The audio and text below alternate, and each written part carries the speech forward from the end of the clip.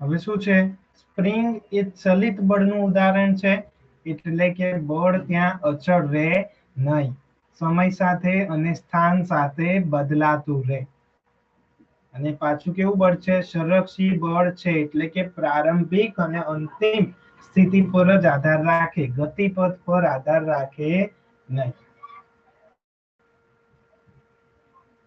બરાબર, તો જોઈએ શું છે હવે. તો પહેલી આકૃતિ જુઓ તમે ધ્યાનથી, આકૃતિ એ, જ્યાં સ્પ્રિંગ જોડે એક બ્લોક જોડેલો છે અને સ્પ્રિંગ પોતાની મૂળ સ્થિતિમાં હાલ રહેલી છે.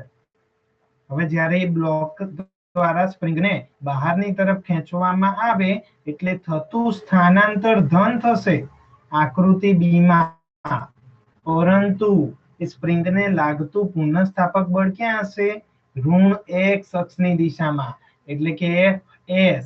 સ્પ્રિંગને પોતાની મૂળ સ્થિતિમાં પાછું આપવા માટેનું લાગતું બળ એફ ઋણ હશે, કારણ કે પુનઃસ્થાપક બળ આપણે જે દિશામાં બળ લગાવીએ એની વિરુદ્ધ ડિરેક્શનમાં હોય. એટલે જ્યારે હવે આપણે સ્પ્રિંગને ખેંચીએ છીએ ત્યારે એફએસ બરાબર કઈ દિશામાં થશે, ઋણ એક્સ અક્ષની દિશામાં થશે અને સ્પ્રિંગનું સ્થાનાંતર ધન એક્સ દિશામાં થશે. ત્યારબાદ જ્યારે ખેંચીને છોડી દઈએ તો સ્પ્રિંગ પાછી અંદરની તરફ પણ જશે. તો ત્યારે જ્યારે સ્પ્રિંગ અંદર જાય ત્યારે પુનઃસ્થાપક બળ કઈ તરફ હશે, બહાર તરફ હશે. બરાબર, કારણ કે એની મૂળ સ્થિતિ કઈ છે, જો x બરાબર 0, એટલે x બરાબર 0 એ આવવાનો પ્રયત્ન કરશે. તો ત્યારે સ્થાનાંતર ઋણ થઈ જશે, x ઋણ થઈ જશે અને પુનઃસ્થાપક બળ ધન x અક્ષની દિશામાં લાગશે. બોલો, આ ત્રણ આકૃતિમાં ખબર પડી કે કોઈને કઈ સવાલ કરવો છે અહીંયા દરેક જણને? ઓકે,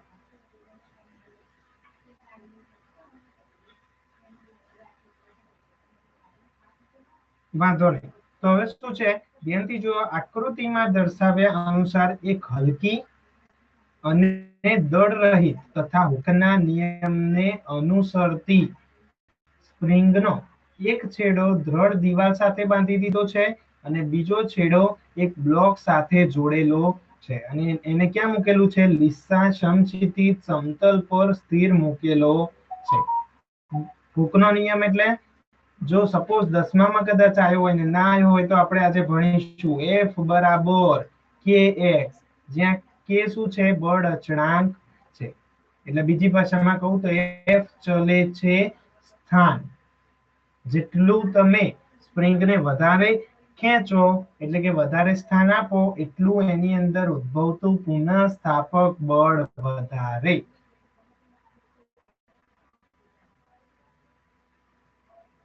બરાબર, તો જોઈએ આપણે સ્પ્રિંગની લંબાઈમાં થતો ફેરફાર એટલે કે x માં થતો ફેરફાર અને બ્લોકની માત્ર સુરેખ ગતિ એટલે કે x થી જ ગતિને ધ્યાનમાં લઈશું. સ્પ્રિંગની મૂળ સ્થિતિ, સામાન્ય સ્થિતિમાં બ્લોકનું સ્થાન શું થશે, x બરાબર 0 થશે,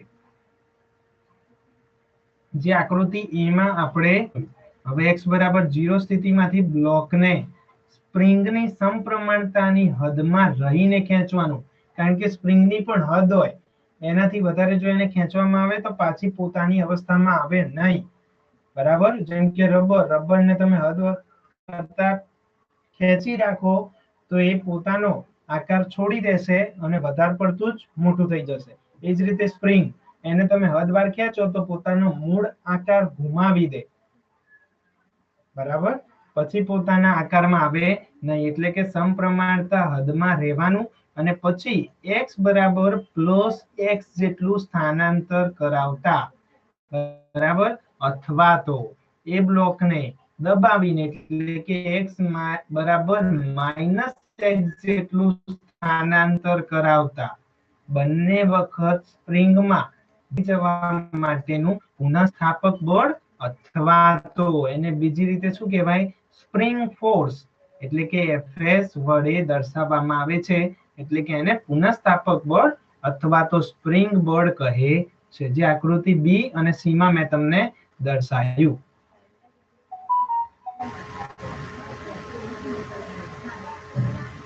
બોલો અહીંયા સુધી રેડી કે કઈ પ્રોબ્લેમ દરેક જણાને? રેડી. ઓકે, બાકીના છોકરાઓ? મોનિકા, પ્રિયાંશી, આયુષ, રેડી. રવિના? ઓકે, તો જો હુકનો નિયમ શું બનશે? ધ્યાનથી જુઓ. આપણે જે દિશામાં સ્થાનાંતર કરાવીએ એની વિરુદ્ધ દિશા આગે. એટલે પહેલી વસ્તુ, આપણું સ્થાનાંતર જેટલું વધારે એટલું બળ વધારે. એટલે Fs ચલે છે x. જ્યાં x અને Fs વિરુદ્ધ દિશામાં હોય એટલે માઈનસ નિશાની મૂકવી પડે, અને ચલે છે ની નિશાની દૂર કરવા માટે અચળાંક મૂકવો પડે, એટલે કે -kx. જ્યાં x શું છે? એ સ્પ્રિંગનો બળ અચળાંક છે, કે પછી એકલું બળ અચળાંક પણ બોલી શકાય છે. તો પછી સ્પ્રિંગ અચળાંકની જો મારે કિંમત શોધવી હોય કે એકમ શોધવો હોય તો આ સૂત્ર, હુકના નિયમના સૂત્રની અંદર k ને એકલો પાડી દો. તો k બરાબર શું થશે? Fs/x થશે. f નો એકમ થાય ન્યૂટન બાય x છે, એટલે મીટરની ઇન્વર્સ થશે, જે બળ અચળાંકનો એકમ આવ્યો. બરાબર. એટલે સિમ્પલ ભાષામાં કહું તો એકમ સ્થાનાંતર માટે લાગતું બળ એને શું કહેવાય? બળ અચળાંક. એટલે જો k નું મૂલ્ય મોટું હોય તો એનો મતલબ સ્પ્રિંગ શું હશે? કડક હશે. એટલે કે તમારે થોડું સ્થાનાંતર કરાવવા માટે વધારે બળ આપવું પડે, ત્યારે જ k નું મૂલ્ય મોટું આવે ને. બીજું શું છે? k નું મૂલ્ય નાનું, એટલે કે થોડાક સ્થાનાંતર માટે તમારે ઓછું બળ લગાવવું પડે. એવું ક્યારે થાય? જ્યારે સ્પ્રિંગ નરમ હોય. હવે આ તો થઈ માહિતી હુકના નિયમની. બરાબર, બળ શોધી નાખ્યું, આકૃતિ સમજ્યા, પણ મેન કામ શું છે? તમને શું કીધું છે? તેની સ્થિતિ ઊર્જા સમજાવો અને સ્થિતિ ઊર્જાનું સૂત્ર પણ મેળવો. તો અહીંયા મેન કામ એ છે. તો ચલો સ્થિતિ ઊર્જા સમજીએ. હવે સ્થિતિ ઊર્જા કઈ રીતે સમજશું? તો કે કાર્ય શોધી ના, એ કાર્યનું જ રૂપાંતર કે પછી કાર્ય શેમાંથી મળે? સ્થિતિ ઊર્જામાંથી જ મળે. તો એ જ મારી શું થઈ જશે? સ્થિતિ ઊર્જા થઈ જશે. બરાબર. તો જોઈએ શું છે, જો ધ્યાનથી.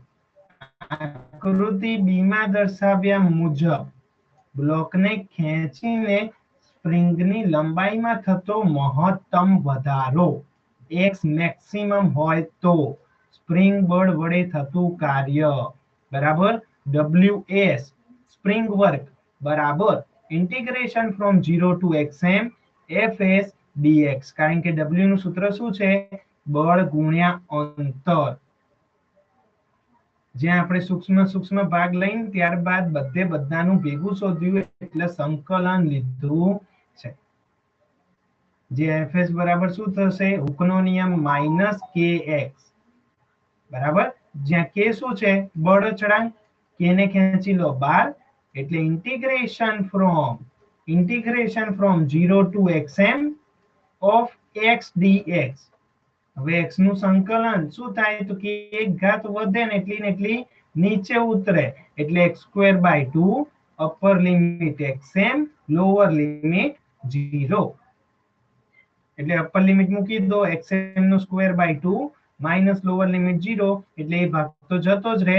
એટલે સૂત્ર મળશે સ્થિતિ ઊર્જાનું અથવા તો કાર્યનું કહી શકાય, બોથ આર સેમ, -kxm²/2.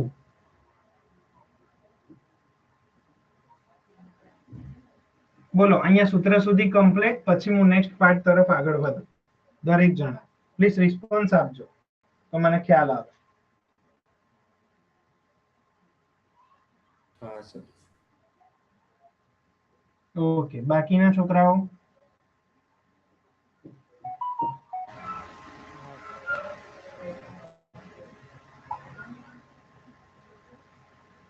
કોઈ પણ કન્ફ્યુઝન હોય તો પૂછો. આખી થિયરી ફરી સમજાઈશ, નો problem.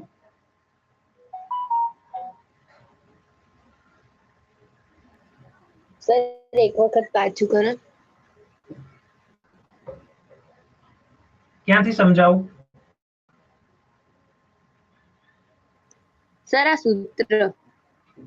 Okay okay, 1 second.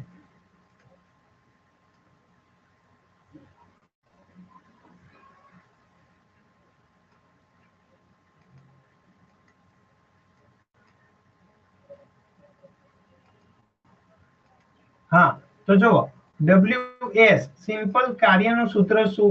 F into D. બરાબર, પરંતુ આપણે અહીંયા નાના નાના ભાગ માટે શોધ્યું. પહેલા ભાગ માટે FS into DX, એ જ રીતે બીજા માટે, ત્રીજા માટે, ચોથા માટે, એવી રીતે અલગ અલગ ભાગ કરીને કુલ કાર્ય શોધવા શું કર્યું? સંકલન લીધું. Integration from 0 to xm fs dx, જે fs બરાબર શું લખાય?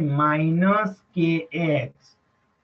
જ્યાં k એ બળ અચળાંક છે, ખેંચી લો બહાર, એટલે સંકલનની અંદર integration from 0 to xm of x dx. તો સંકલન શું થાય? એક ઘાત વધે એટલે કે x² અને એટલી ને એટલી ઘાત નીચે ઉતરે એટલે કે by2. એટલે જવાબ આવશે x²/2. એમાં મૂકી દો અપર લિમિટ અને લોઅર લિમિટ. તો અપર લિમિટ મૂકશો એટલે xm, x ની જગ્યાએ xm મૂકી દેવાનું, એટલે xm નો સ્ક્વેર બાય 2, અને પછી x ની જગ્યાએ 0 મૂકી દેવાનું, એટલે આખું પદ 0 વેનિશ થઈ જાય, કેન્સલ. તો શું વધ્યું? w નું સૂત્ર શું મળ્યું? ws નું કે સ્થિતિ ઊર્જાનું -k xm નો સ્ક્વેર બાય 2.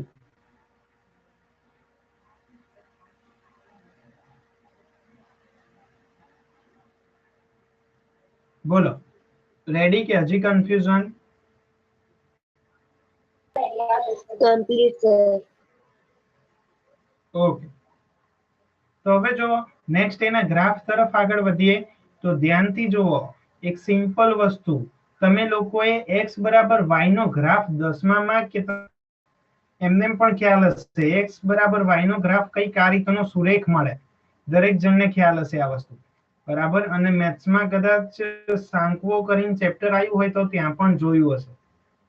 તો જો હું x બરાબર માઇનસ y નો ગ્રાફ કહું તો કેવો આવે? કઈક એનાથી વિરુદ્ધ આ રીતે આવે, એટલે કે fs બરાબર -kx નો ગ્રાફ કેવો મળશે? આજે મેં રેડ લાઈન થી ડ્રો કર્યો એ રીતનો મળશે.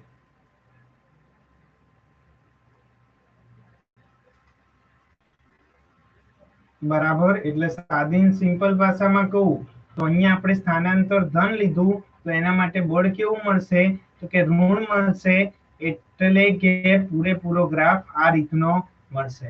અને આપણે જાણીએ છીએ બળ અને સ્થાનાંતરનો ગ્રાફ હોય, એટલે કે બળ વર્સિસ સ્થાનાંતરનો ગ્રાફ હોય તો એનું ક્ષેત્રફળ શું આપે? કાર્ય આપે. લાસ્ટ ટાઈમ મેં તમને કીધું હતું, યાદ હોય તો, ચલિત બળવાળી થિયરીમાં. કારણ કે fs into x શું થઈ જાય? ws થઈ જાય, બળ ગુણ્યા સ્થાનાંતર.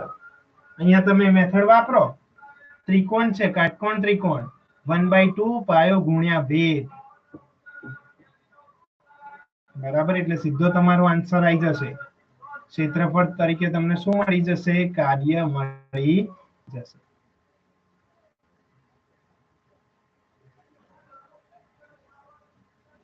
બોલો, ખબર પડી ગ્રાફમાં કે હજી કઈ સમજવું છે દરેક જણાને?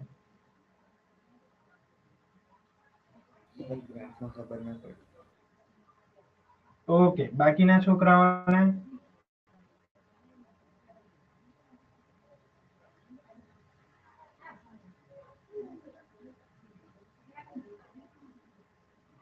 ઓકે, હલો, બાકીનાને રિસ્પોન્સ તો આપો તો મને ખ્યાલ આવે. કમ્પ્લીટ. ગ્રાફમાં ખબર નહીં પડે. ઓકે ઓકે, નો પ્રોબ્લેમ. હું સમજાવું સ્ટેપ બાય સ્ટેપ. ચલો આપણે એક કામ કરીએ, fs વર્સિસ x નો ગ્રાફ ડ્રો કરીએ. બરાબર, એટલે કે x અક્ષ પર શું છે? સ્થાનાંતર, અને y અક્ષ પર શું છે? fs. હવે ધ્યાનથી જુઓ, 1 સેકન્ડ. જ્યારે પણ આપણે સ્પ્રિંગને બહારની તરફ ખેંચીએ એટલે હું ધન આપું ત્યારે એના માટેનું બળ કેવું થશે? પુનઃસ્થાપક બળ સ્થાનાંતરની વિરુદ્ધ દિશામાં એટલે કે ઋણ થશે, બરાબર? એટલે સ્થાનાંતરનો પોઈન્ટ જો અહીંયા આવે તો બળનો પોઈન્ટ ઋણ y દિશામાં આવશે, કારણ કે બંને એકબીજાની વિરુદ્ધ. હવે જો એ બંનેનો પોઈન્ટ દર્શાવીએ આપણે 2D માં ભેગો, તે પોઈન્ટ કંઈક અહીંયા મળે અને ઉગમ બિંદુથી લાઈન ખેંચીએ તો કંઈક ગ્રાફ આવો રેડી થાય, જ્યાં મારું મહત્તમ સ્થાનાંતર xm સૂચવે છે અને આ મારું fs સૂચવે છે.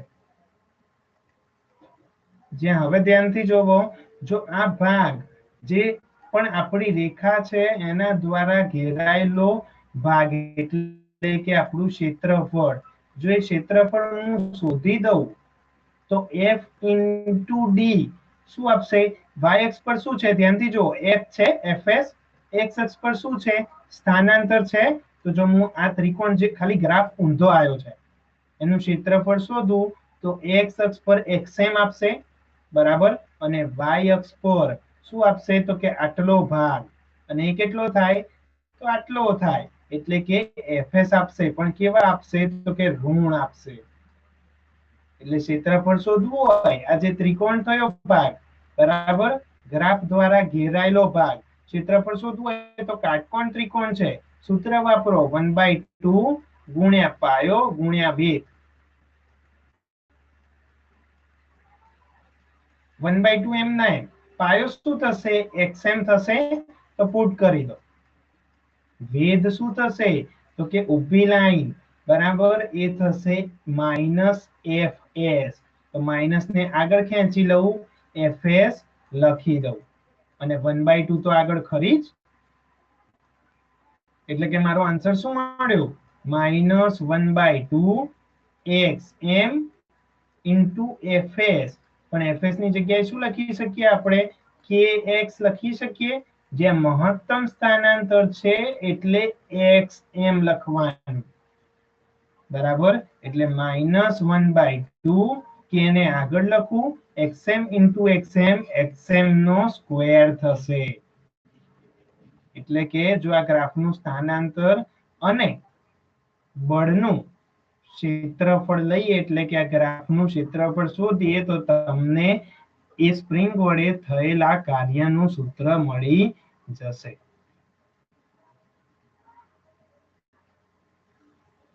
બોલો, સમજમાં આવ્યું કે જીડીપમાં જવું? હજી સમજાવું?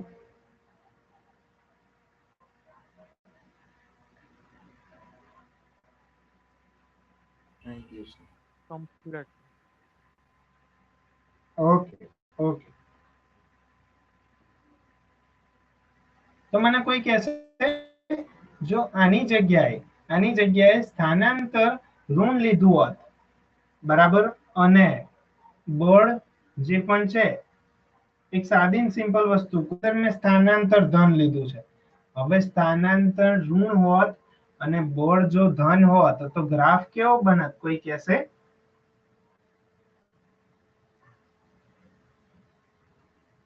અત્યારે બને એની વિરુદ્ધ બાજુ.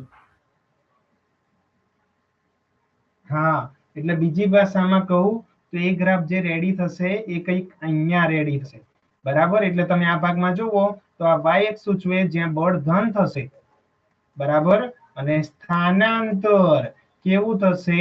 ઋણ થશે,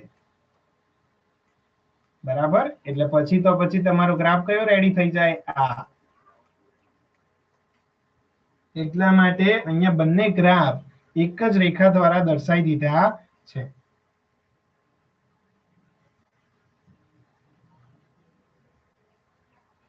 બોલો, રેડી કે કોઈને કઈક સવાલ પૂછવો છે?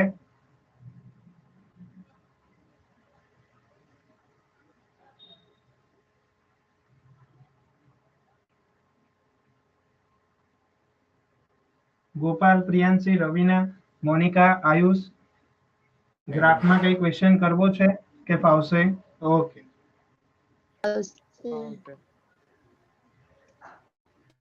ઓકે. તો શું છે, જો હવે જે આપણે કર્યું એ જે પણ કાર્યનું સૂત્ર આપણે મેળવ્યું એ આકૃતિ ડી માં દર્શાવેલું જે ગ્રાફ છે Fs વર્સિસ x નો એનામાંથી મળતા ત્રિકોણના ક્ષેત્રફળ પરથી પણ મેળવી શકાય છે, જે મેં તમને મેળવી આપ્યું. ફોલોઅપમાં તમારે પણ મેળવીને જ મોકલવાનું છે, યાદ રાખજો. એટલે શું છે નેક્સ્ટ લાઈન? બાહ્ય ખેંચાણ બળ દ્વારા, એટલે કે આપણે આપેલું બળ, બરાબર, બાહ્ય ખેંચાણ બળ વડે થયેલું કાર્ય કેવું મળે? ધન મળે છે. કારણ કે બાહ્ય બળ સ્પ્રિંગ બળને શું થાય છે? પહોંચી વળે છે. એટલે કે સ્પ્રિંગ બળ કરતા બાહ્ય બળ વધારે હોય છે. એટલે તમે જ્યારે ખેંચો ત્યારે સ્પ્રિંગ બહારની દિશામાં આવશે, સ્થાનાંતર ધન, તમારા દ્વારા થયેલું કાર્ય પણ ધન, એટલે કે બળ ધન, અને કાર્ય પણ શું મળશે? ધન મળશે. ફરી બોલી દઉં, જ્યારે સ્પ્રિંગને તમે બહારની તરફ ખેંચો ત્યારે એનું સ્થાનાંતર ધન, તમારા દ્વારા થયેલું કે લગાય પણ ધન, તો બંનેનો ગુણાકાર એટલે કે કાર્ય એ પણ શું મળશે? ધન જ મળશે. એનાથી વિરુદ્ધ કહી દઉં, સિમ્પલ. એનાથી વિરુદ્ધ ઘટનાઓ શેમાં થાય? પુનઃસ્થાપક બળમાં થાય. બરાબર, આ જ વસ્તુ આપણે સ્પ્રિંગ માટે લખવા જઈએ તો કાર્ય શું થઈ જશે? ઋણ થઈ જશે, કારણ કે ત્યાં પુનઃસ્થાપક બળ લાગે. એટલા માટે જોવો તમને નીચે ધ્યાનથી, જો બ્લોકને દબાવીને સ્પ્રિંગના છેડે રહેલા બ્લોકને xs લેસ ધેન 0 એટલે કે મૂળ સ્થિતિ કરતા અંદર લઈ જવામાં આવે, સુધી સ્થાનાંતર કરવામાં આવે, તો થયેલું કાર્ય શું થઈ જશે? ઋણ થઈ જશે. ws બરાબર માઇનસ kxs નો સ્ક્વેર બાય 2. અહીંયા s કરી દેજો, બરાબર, kx નો xs નો સ્ક્વેર બાય 2 જેટલું કાર્ય કરે. અને જો બાહ્ય બળ દ્વારા કહીએ તો એટલું જ હોય, ખાલી શું થઈ જાય? પ્લસ થઈ જાય. એટલે કે આપણા દ્વારા કરેલું કાર્ય અને સ્પ્રિંગના દ્વારા થયેલું કાર્ય બંને કેવા હશે? વિરુદ્ધ હશે. કારણ કે સ્પ્રિંગ પર પુનઃસ્થાપક બળ લાગે, જે આ દ્વારા લગાયેલા બળ કરતા વિરુદ્ધ દિશામાં હોય.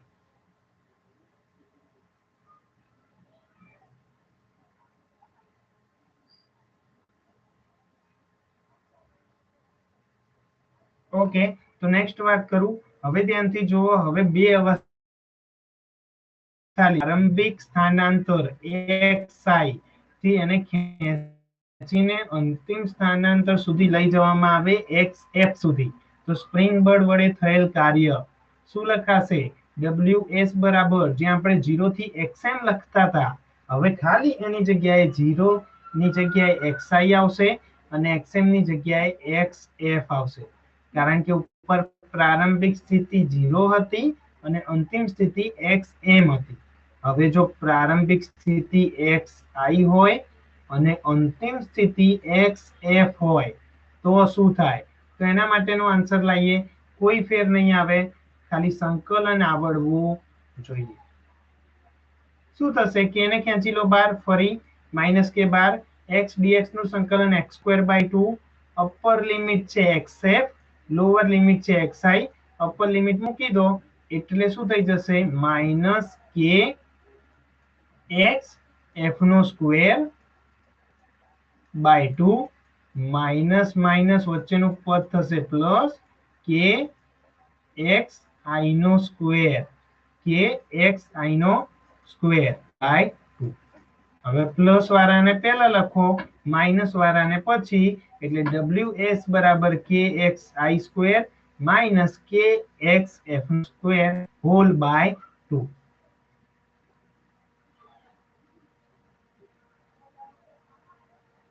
એટલા માટે તમને શું કે છે? આમ સ્પ્રિંગ બળ વડે થયેલું કાર્ય માત્ર અંતિમ બિંદુ અને પ્રારંભિક બિંદુ પર જ આધાર રાખે છે. એટલે કે અંતિમ સ્થાન અને પ્રારંભિક સ્થાન પર જ આધાર રાખે છે. અહીંયા તમે એક શબ્દ લખજો વધારે, અહીંયા પ્રારંભ બિંદુ એ લોકોએ લખ્યું નથી, એટલે એ લખી દેજો, બરાબર? 1 સેકન્ડ.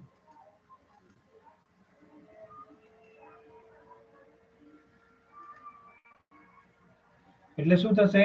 સ્પ્રિંગ બળ એ એના વડે થયેલું કાર્ય એ અંતિમ બિંદુ અને પ્રારંભિક બિંદુ પર જ આધાર રાખે છે, કારણ કે સૂત્રની અંદર માત્ર xi અને xf જ આવ્યું, વચ્ચેનું બીજું કોઈ સ્થાન આવ્યું નહીં. એટલે કે આ બળ કેવું બળ થશે? સંરક્ષી બળ થશે. માટે લખશું આપણે સ્પ્રિંગ બળ એ સંરક્ષી બળ છે.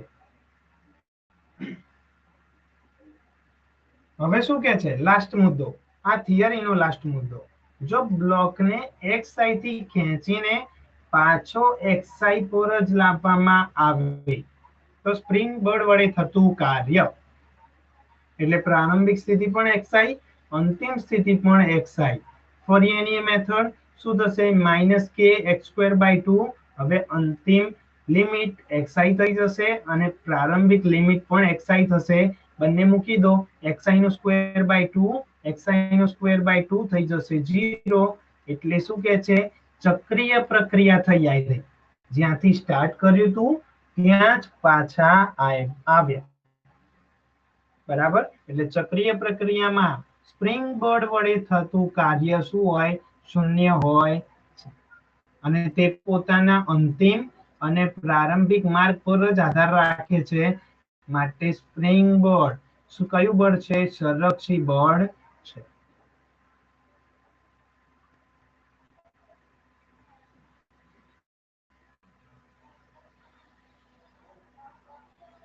એની સાથે આઈડિયો સવાલનો જવાબ પૂરો થયો. બોલો, ફાવશે કે કોઈને કઈ સવાલ કરવો છે? 4 માર્ક્સમાં પૂછાઈ શકે એવો સવાલનો જવાબ છે. તો ખાસ જો ના ખબર પડી હોય તો પૂછી લે.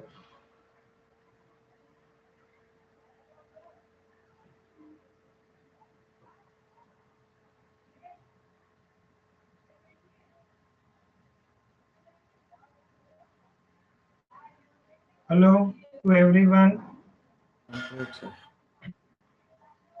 ઓકે. ગોપાલ, પ્રિયાંશી, મોનિકા, રવીના.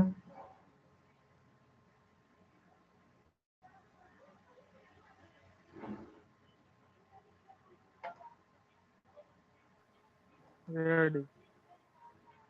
ઓકે. છોકરીઓ, સવાલના જવાબમાં કઈ પ્રોબ્લેમ કે આવડશે?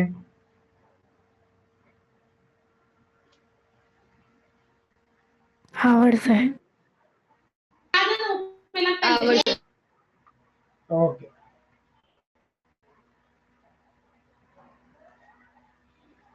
રિવાઇઝ કરવો છે દરેક જણને? સ્ક્રીન શેર કરું કે નેક્સ્ટ સવાલનો જવાબ સ્ટાર્ટ કરું? તમે લોકો કહો એમ. સર એકવાર રિવાઇઝ કરું છું. તો જો હું 12મા વાળામાં પણ આ રીતે એ લોકોને કહું જ છું. બરાબર? એટલે તમે આરામથી સવાલનો જવાબ સ્ટેપ બાય સ્ટેપ જોવો. જે સ્ક્રીન વંચાઈ જાય એ મને કહેજો, એટલે હું આગળ જવા દઈશ. એટલે તમને જો વચ્ચે ક્યાંક ડિફિકલ્ટી, કન્ફ્યુઝન રહે તો તમે મને બિંદાસ પૂછી શકો. એટલે રીડ કરી લો આરામથી.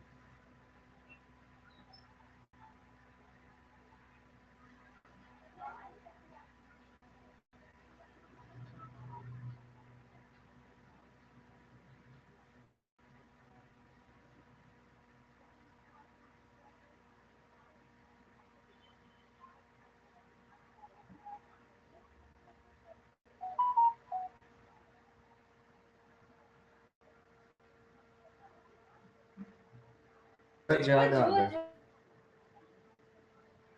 ઓકે.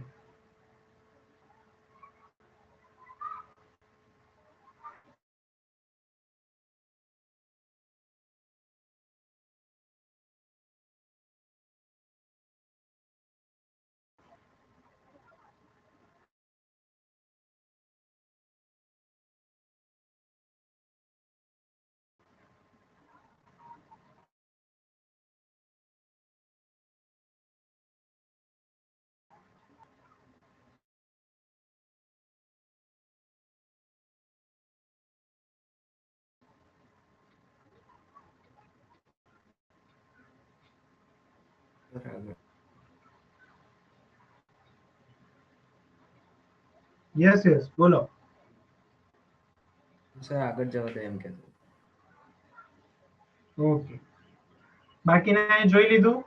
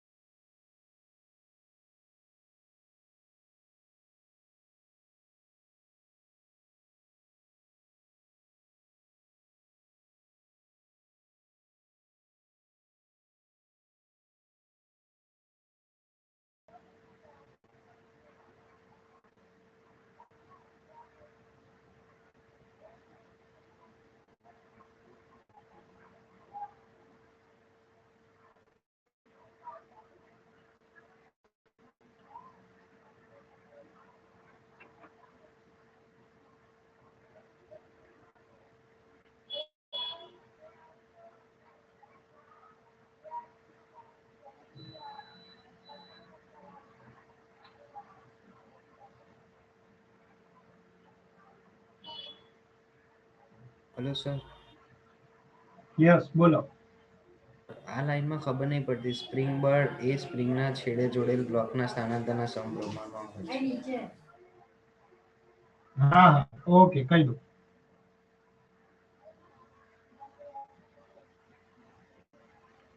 હવે અહીંયા સિમ્પલ વસ્તુ જે મેં આ સૂત્ર લખ્યું છે ને બરાબર, Fs ચલે છે x એના માટે કે સ્પ્રિંગ બળ Fs એ સ્પ્રિંગના છેડે આપણે જે પણ બ્લોક જોડ્યો છે કે જેને આપણે x બરાબર 0 થી x બરાબર xm સુધી કે x બરાબર -xm સુધી સ્થાનાંતર કરાવીએ છીએ એના સમપ્રમાણમાં હોય. જેટલું તમે બ્લોકને સ્થાનાંતર વધારે આપો એટલું પુનઃસ્થાપક બળ વધારે.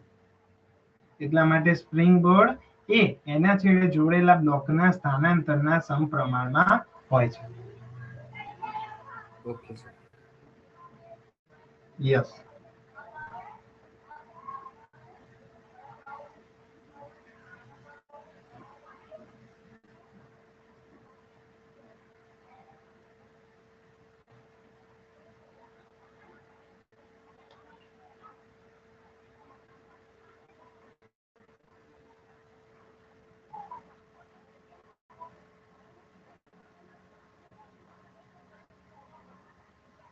ઓકે સર, આગળ જાઓ. ઓકે.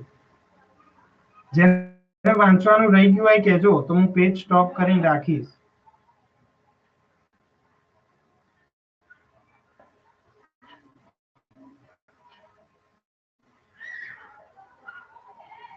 પ્રિયાંશી, મોનિકા, રવિના, ગોપાલ.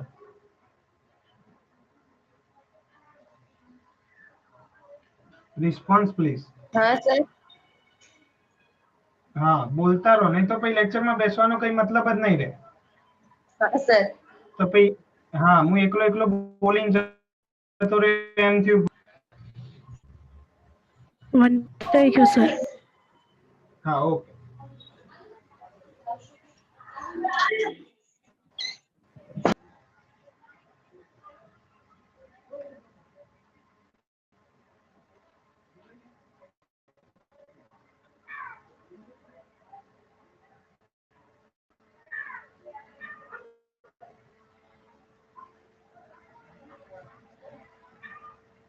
ત્યારે યાંત્રિક ઉર્જા સંરક્ષણના સિદ્ધાંતનું પાલન થાય છે તેમ બતાવો. ફરી બોલી દઉં. સ્થિતિસ્થાપક સ્પ્રિંગના છેડે એક બ્લોક બાંધેલો છે. જ્યારે એને ખેંચીએ કે પ્રેસ કરીએ એટલે કે દબાઈએ તો ત્યારે સાબિત કરો કે યાંત્રિક ઉર્જા સંરક્ષણના નિયમનું પાલન થાય છે. યાંત્રિક ઉર્જા સંરક્ષણનો નિયમ એટલે ગતિ ઉર્જા અને સ્થિતિ ઉર્જાનો સરવાળો શું રહે છે? અચળ રહે છે. તો સૌપ્રથમ હું તમને આકૃતિ ઉપરથી સમજાવું. જો ધ્યાનથી. પહેલી આકૃતિમાં આપણે બ્લોક સાથે કોઈ જ છેડખાની કરેલી નથી, સ્થિર છે. ત્યારે એની સ્થિતિ ઉર્જા શું હોય? મહત્તમ હોય બરાબર. અને ગતિ ઉર્જા શું હોય? તો કે 0 હોય. ત્યારબાદ બીજી આકૃતિમાં આપણે બ્લોકને ખેંચીએ છીએ બરાબર, એટલે કે જ્યારે ખેંચીને છોડી દઈએ ત્યારે એની સ્થિતિ ઉર્જાનું રૂપાંતર ગતિ ઉર્જામાં થતું જશે, એટલે કે બ્લોક ગતિમાં આવશે. એટલે બીજી ભાષામાં કહું તો સ્થિતિ ઉર્જા ઘટતી જશે અને ગતિ ઉર્જા વધતી જશે બરાબર. એટલે કે x બરાબર 0 સ્થાને ગતિ ઉર્જા શું હશે? મહત્તમ હશે. અને પાછું છેલ્લે અહીંયા પહોંચી જાય ત્યારે પાછી ગતિ ઉર્જા ઘટતી જશે અને સ્થિતિ ઉર્જા મેક્સિમમ થઈ જશે, કારણ કે છેલ્લા સ્થાને બ્લોક શું થશે? થોડા સમય માટે ઊભો રહેશે. પછી પાછો ગતિ સ્ટાર્ટ કરશે એટલે સ્થિતિ ઉર્જા પાછી ઘટતી જશે અને ગતિ ઉર્જા પાછી વધતી જશે. એટલે સિમ્પલ ભાષામાં કહું તો જો ગતિ ઉર્જા વધે તો સ્થિતિ ઉર્જા ઘટે અને જો સ્થિતિ ઉર્જા વધે તો ગતિ ઉર્જા ઘટે. એટલે ઇન શોર્ટ બંનેનો સરવાળો હંમેશા અચળ રહે છે. અને બંનેનો સરવાળો એને શું કહેવાય? યાંત્રિક ઉર્જા કહેવાય.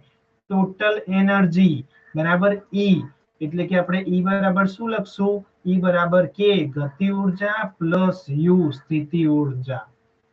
આ થયું યાંત્રિક ઉર્જા સંરક્ષણના નિયમનું સૂત્ર, એટલે કે ગતિ ઉર્જા અને સ્થિતિ ઉર્જાનો સરવાળો હંમેશા અચળ રહે છે. તો જો x બરાબર 0 સ્થાન માટે વાત કરું, એટલે કે જ્યારે પોતાની મૂળ સ્થિતિમાં હતો ત્યારે, તો ત્યારે પદાર્થ પાસે શું મહત્તમ હતું? સ્થિતિ ઉર્જા મહત્તમ હતી, બરાબર. એટલે સિમ્પલ ભાષામાં હું તમને કહું, E બરોબર શું લખી શકીશ હું? 1/2 kxm નો સ્ક્વેર લખી શકીશ. અને સામે શું લખવું પડે? સ્થિતિ ઉર્જા પ્લસ ગતિ ઉર્જાનો સરવાળો લખવો પડે. હાલો, યસ, કોઈ પ્રોબ્લેમ?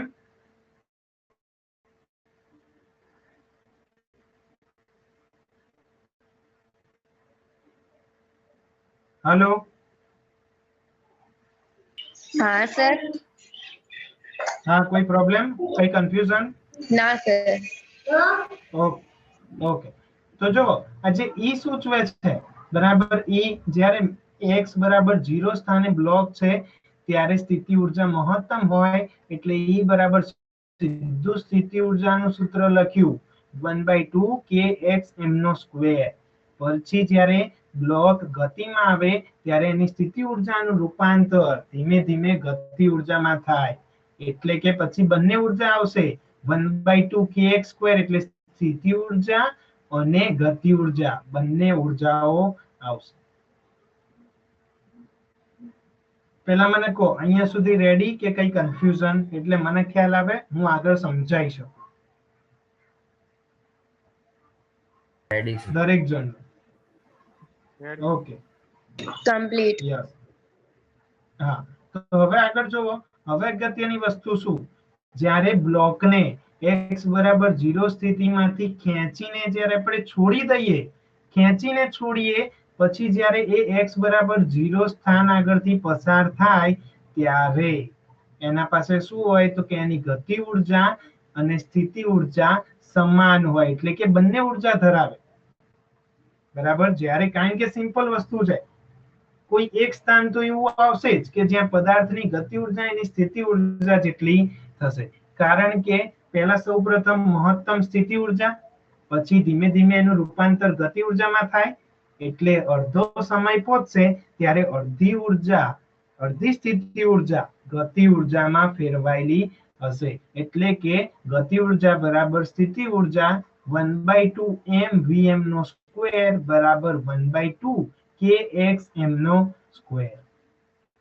જ્યાં મારે મહત્તમ વેગ શોધવો હોય, vm શોધવો હોય, તો vm સ્ક્વેર ને એકલા પાડો, 1/2 કેન્સલ આઉટ થાય, m જતો રહે છેદમાં, એટલે vm સ્ક્વેર બરાબર k/m ઇન્ટુ xm નો સ્ક્વેર. એટલે vm શોધું તો બંને બાજુ વર્ગમૂળ લઈ લો, તો √k/m ઇન્ટુ xm. જ્યાં √k/m નું પારિમાણિક સૂત્ર શું થશે? t ની -2. કઈ રીતે આવે? તો ધ્યાનથી જોવો. k શું છે? બળ અચળાંક. બળ અચળાંક બરાબર આપણે હમણાં જ લાયા f/x. અને નીચે m શું છે? દળ છે. એનું પારિમાણિક સૂત્ર થશે m1. બળનું પારિમાણિક સૂત્ર તમને લોકોને ખબર છે, શું થશે? દરેક જણને યાદ હશે, m1 L1 t ની -2, બરાબર. અને નીચે છે x, એટલે L1 આવશે અને જોડે m1 આવશે. m1 cancel out, L1 cancel out, બરાબર. એટલે વર્ગમૂળમાં k/m નું સૂત્ર શું થશે? t ની -1 થશે. અહીંયા સુધારી દેજો, ભૂલ છે, બરાબર. એ લોકોએ k/m નું પારિમાણિક સૂત્ર આપ્યું છે t ની -2. જો વર્ગમૂળ લઈએ તો t ની -1 આવશે. મેં તમને ગણીને બતાવ્યું, એટલે ખાસ સુધારી દેજો.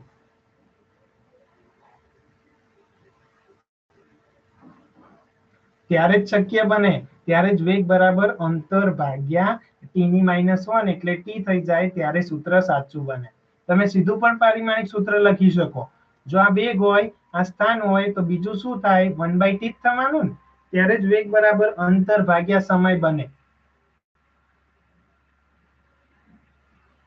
એટલે કે જે વેગનું પારિમાણિક સૂત્ર આપે છે, એટલે સાદી સિમ્પલ ભાષામાં કહું તો આપણે આ સૂત્ર ઉપરથી જ સાબિત થઈ ગયું. શું સાબિત થયું? કે ગતિ ઉર્જાનું સ્થિતિ ઉર્જામાં અને સ્થિતિ ઉર્જાનું ગતિ ઉર્જામાં રૂપાંતર થાય છે, પણ કુલ યાંત્રિક ઉર્જા ઈ કેવી રહે છે? અચળ રહે છે. માટે અહીંયા યાંત્રિક ઉર્જા સંરક્ષણના નિયમનું પાલન થાય છે. એની સાથે આ સવાલનો જવાબ પૂરો થાય. બોલો, કોઈને કઈ સવાલ કરવો છે? બિંદાસ પૂછી શકો છો. આયુષ, પ્રિયાંશી, રવીના, મોનિકા, ગોપાલ. ના સર. ના સર. ના સર.